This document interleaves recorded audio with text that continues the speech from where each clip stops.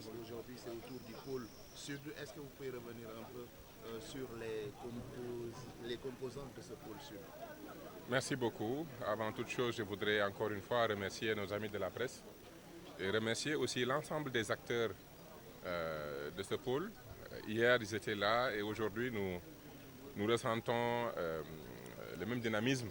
Donc, c'est avec beaucoup de plaisir que nous avons eu à aujourd'hui présenter l'indice de dynamique territoriale au niveau du pôle sud, la Casamance.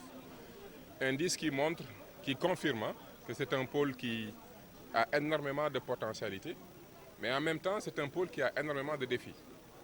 C'est un pôle rural, mais aussi un pôle qui fait partie des 4 pôles dont l'indice de dynamisme au niveau des territoires n'est pas aussi fort qu'on le voudrait. Donc ça aussi, ça appelle à énormément de défis. C'est un pôle aussi qui montre qu'il y a un déficit en termes d'infrastructures, mais surtout un pôle qui montre que du point de vue de l'entrepreneuriat, il y a un grand travail à faire parce qu'on a très peu de petites et moyennes entreprises. Donc voilà un élément important qui quand même démontre que malgré que ce pôle a énormément de potentialités, ce pôle n'a pas le dynamisme du point de vue de l'entrepreneuriat qu'il faudrait. L'importance maintenant de tout ce travail, c'était aussi de leur présenter le cadre de gouvernance que le président de la République et le Premier ministre aimeraient que nous puissions mettre en place au niveau de nos pôles territoires, qui seraient des conseils de territoire dotés de bureaux exécutifs, mais surtout d'établissements publics territoriaux qui seraient un bras technique et qui permettraient de prendre en charge ces grands projets, ces grands travaux et ces nouvelles compétences qui vont pouvoir permettre maintenant de territorialiser l'agenda 2050 depuis le pôle territoire.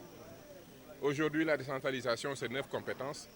L'objectif, c'est d'en rajouter 4 autres. Amener la question de l'économie, puisqu'on puisse parler de la compétitivité de l'économie de la Casamance et de sa contribution sur le développement économique. C'est aussi parler de tout ce qui est infrastructure, mobilité et transport.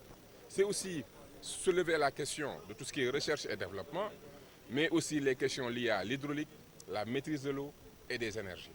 Parce qu'en dehors de ces 4 compétences, il serait très difficile de demander au pôle territoire de la Casamance de développer une stratégie de développement territorial qui va avoir comme objectif de contribuer en termes de points de croissance au PIB de ce pays. Comme vous le savez aujourd'hui, quasiment 50% du PIB est réalisé par le seul pôle de Dakar. Il faudrait que les 7 autres pôles puissent contribuer au même niveau, car il ne manque pas de potentiel. Et cela démontre que l'agenda 2050 est un agenda qui est prometteur, qui a énormément de potentialités et dont les objectifs sont à notre portée de main.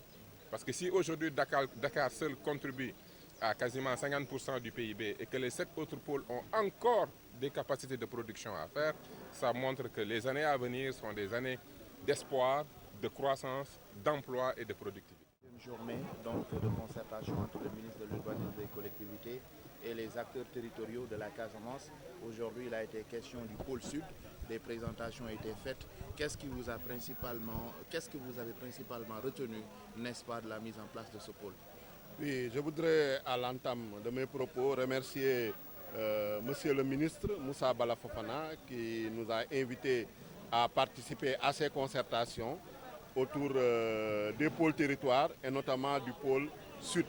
Et effectivement, nous venons de participer à la présentation du pôle sud, qui est un pôle qui regorge de potentialités, qui est un pôle qui est essentiellement rural et qui est un pôle également qui est tiré par le secteur primaire, notamment l'agriculture, l'arboriculture et d'autres activités du secteur primaire. Et c'est un pôle qui également connaît des contraintes liées à son développement, des contraintes notamment sur le plan infrastructurel. Mais ce qu'on retient déjà, c'est qu'il y a une forte adhésion des acteurs territoriaux à la mise en place de ce pôle. Puisque vous savez, ce pôle, en tout cas, correspond parfaitement à la région naturelle de la Casamance, qui a été une région donc, au moment de l'indépendance du Sénégal. Et les acteurs partagent en tout cas de fortes convergences culturelles, historiques sur le plan social. Et cela favorise, et sur le plan même environnemental et géographique, parce qu'avec le fleuve Casamance qui nous réunit.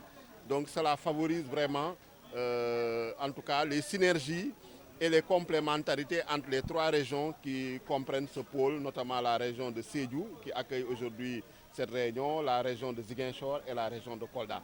Maintenant, il faudra, comme l'a dit le ministre, tirer profit de la création de ce pôle pour tirer toutes les régions vers ce développement et la vision, notamment 2050, l'agenda 2050 du président de la République, Bassirou Diomaye Faye.